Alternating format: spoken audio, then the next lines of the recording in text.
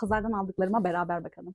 Kızlar selam. Ya ben ilk defa pazardan kıyafet alışverişi yapıyorum da çok güzel bir şeymiş. Niye daha önce söylemediniz?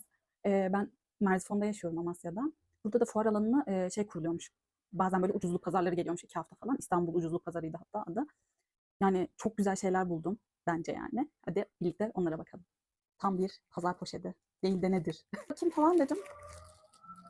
Ne buldum? Trendyol'un paketli, sıfır etiketli pijamasını buldum.